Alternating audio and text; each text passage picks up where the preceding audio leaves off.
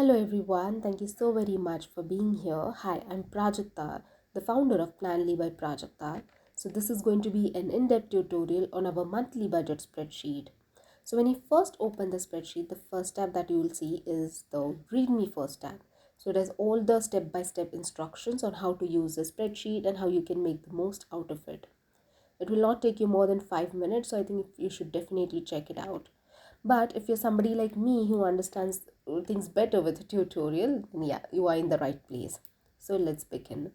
So the tab that you're going to use the most is this, the overview tab. It gives a monthly analysis of your cash flow, your total income, expenses, bills and subscriptions, debt, savings, everything in this one page. Now the best part about this tab, it is that it is 95% auto populated. Okay, so everything updates on its own.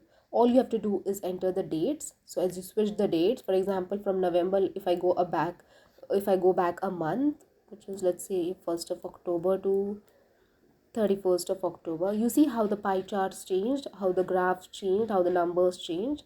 Yeah, so exactly. So whatever month you enter, it will automatically populate the data based on what you have entered in these tabs. All 1 2 3 4 5 6 in these tabs: income, expense, debt, bills, subscriptions and savings. So it automatically updates it.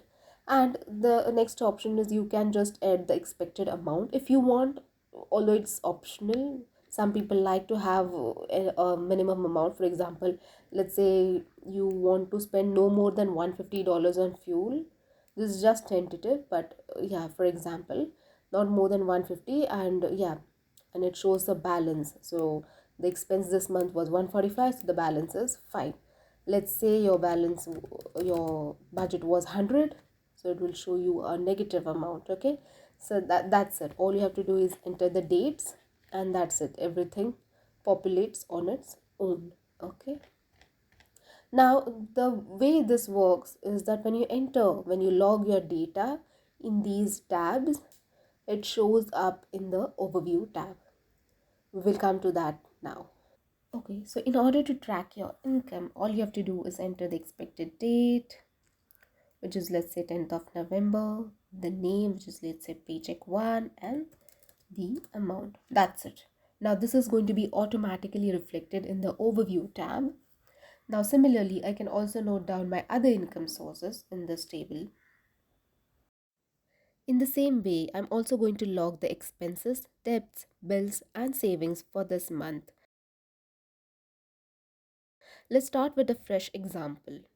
Okay, so now we have logged all our cash flow data. So now what I'm going to do is enter the start date, which is 1st of November to 30th of November. Now let's begin with the monthly income first. So all I have to do is pick the name: paycheck 1, paycheck 2, side hustle 1, side hustle 2, and bonus. So if you have noticed, the actual amounts are being automatically calculated for you. Now this data is being taken from the income log. So the income log that we just updated. Okay. In the same way, you can also add the expected amounts for each category. In the same way, we are going to also update the monthly expense. Now observe how the pie chart in this area updates. Okay, so let's pick the names: fuel, travel and commute, shopping, grocery, and gifts. So you've seen how the expense breakdown is automatically updated for you. Now you can also add your expected amounts. Now please note that since we are working on this spreadsheet for the first time, I had to pick the category names and also the amounts. But whenever you're working on this spreadsheet for the upcoming months, you do not have to enter these category names again and again, and also the expected amount. So let's decide an expected amount for each category. So let's say it's 150, for general it's 100, for fuel let's say 150, travel maybe again 150, shopping maybe let's say 200, grocery 350, and maybe give somebody's birthday or something comes up maybe 100. So yeah, Now, once that I have updated this info, I've picked the categories and the expected amounts. I do not have to enter this every other month. Okay, I hope that's understood. Okay, so now in the same way, I'm also going to pick the bills, rent, water, phone, electricity, and internet. As you see, the actual amounts for this month have been automatically updated for me. And if I have any due date in the next 3 days, which is in the case of phone and internet, it is automatically highlighted in red for us. Okay, so the phone bill is in the next. I'll show you. Phone bill is in the next. So it's on 23rd of November, which is in next 3 days, which is why it is highlighted for us. Now I can also add the expected amounts for each category so that I keep a track of it. Let's say 40 for each, okay? And this is just a tentative amount to give you an idea. Yeah, so once I have selected the category names and the expected amounts, I do not have to enter it every next month, okay? I hope this is understood. Now, we have entered the monthly income, we have entered the monthly expenses, we have also entered the monthly bills. Now, let's track the debt and savings, okay? So, the debt have been just two, student loan and mortgage, and these are the actual amounts. And I think the expected amounts, it was fixed, though there's no need to add it. In the same way, I'm also going to pick the saving funds, travel funds, health funds, emergency funds, fixed deposits. Yeah, so that now I've picked all the names, and yeah, I can also add the expected. So I'm planning to save 500 to 50 for each, let's say 150, and for emergency fund, let's say 100. I plan to save this. Now, fixed deposit, I don't plan to save every month, but yeah, whenever you're planning to save the money, you can plan from the maybe left amount that we speak, which gets totaled. Yeah, so you can save from that amount. So yeah, so I think we have tracked everything. We have updated the monthly income, we have updated the expense, bills and subscriptions, monthly debt, and monthly savings and investments. Okay, so now this is done. Okay, so now we have a monthly cash flow summary. So now I know how much my total income was, the expenditure this month, the bills and subscriptions, the debt I paid this month, and how much I spent on savings, and total amount that is remaining, which is 552. So yeah, similarly, there's another chart. It's the same data but in simpler words. Sometimes numbers, too many numbers tend to confuse us, which is why I've designed this table, which easily tells you, okay, my total income this month is this much, my total bills and subscription, debt and expenses are 4,707. This month I saved and invested this amount, my total amount remaining is 552. Okay, so it's very easy to understand, but it's basically the same data as the cash flow. Okay, yeah, so now we have all the data. Now the next step is studying your data. Okay, so when I look at these charts in green, it shows me the top 8 expenditures this month. So for this month, the highest I spent was on grocery, which is 354, then on shopping, which is 214, and then on fuel, and on other expenses. Okay, so the base or the purpose behind this table is that we get an idea of where we are spending the most on. In my case, it is grocery, which is understood. Okay, I don't like to compromise with grocery. Maybe with shopping, I can reduce my shopping expenses a bit in the upcoming month. So this has given me an idea that okay, I've been shopping a bit too much. Fuel, okay, maybe I can switch to travel or commute and spend less on fuel, maybe. Okay, this can be an option. Okay, you can study your data as per your requirements and your goals and okay, your desires. Okay, in a similar way, I know what are the top 8 bills this month. The rent is of course going to be the highest every month, which is 1,500. Then on electricity, then on internet subscriptions, water, phone, etc. So maybe some different month, or maybe in summers or maybe in winters, because of the heating bills, your electricity bill may be high, or maybe in some other cases your subscriptions may be higher, you know. So this gives you an idea of where your money is going to be spent the most. Now these pie charts are here to help you visualize your data, because sometimes, you know, just looking at numbers doesn't give us a good idea.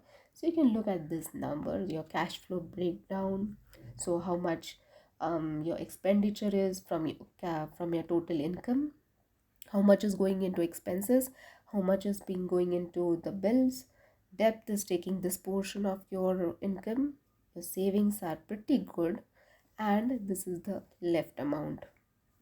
Now, you may wonder, if you want, you can utilize this left amount in your maybe savings and investment, or you can, I like to personally keep it aside and keep it as a maybe like a fixed deposit or something. So varies depending on how you want to use your money. This is entirely your choice. Okay, so this pie chart is going to help you visualize your cash flow. Then in the same way, we have the savings breakdown. I have been saving the most for my house, which is 500, and the other ones are 200, 250. Okay, so this is how it is. Mm, yeah, so this is how the savings table is. Now for the bills, subscriptions, and breakdown of the bills and subscriptions, rent is taking pretty huge amount of 90% from the bills, and the other expenses are electricity, subscriptions. You can click the chart and you can, you know, click, hover over these little pie charts, and you will get the amount and name as well. Okay, you can do that same for every, let's close this, for every fund. So like this is 100, maybe this for 250, 200, 500. So now I don't have to go back to these tables to refer what amount it is. I can just hover over this and study the data. Okay, I hope this was helpful. You can visualize your data, you can plan your data, you can plan your expenses. It gives you an idea of where your money is going. Okay, so hope this was helpful. Now let's also talk about the record tab and why do we need it. So now this basically gives you a table to store your data for all the months. For example, I've been working on this since September, so I've noted all the data down. For November, okay, so since I'm working, let's say my current month that I'm planning for is November, so the amount is going to be updated here, and you can just note down the data. Okay, so as I've noted it down, you can just copy this. Okay, and you can just use this amount to store your data, and it will give you an idea of how much your income was throughout the year, how much your expenses were throughout the year, your bills, your debt, your savings, and how much you have been saving. Okay, so it gives you a calculation of your annual savings. So far it has been 2593 for me, and your quarterly and annual subscriptions are added here in your bills. Okay, so this is just like a to keep a record of your cash flow, so that you know how much you are spending each month. And this tab is specially designed so that you don't have to go back and forth looking for, okay, how much I made this month, and then just note down the data, or how much I made, go back and find the expense. Okay, where is the expense? Okay, here it is 1047, and come back. Yeah, so this is going to be very helpful to just note down it. Okay, that's the purpose behind the record tab. Now the bill calendar is kind of like, so once you update your bills in this bills tab, it is reflected both in the overview tab and also in the bill calendar. All you have to do is enter the date, which is 1st of November, of course, and the Monday or Sunday start. And the bills are automatically, as you see, the rent was due on 3rd of November, electricity on 7th of November, you see that. So today's dates are always highlighted for you. All the bills will be shown in this table. It is easier to understand your bills. It helps you keep a track of your bills so that you don't have to pay the penalty fees.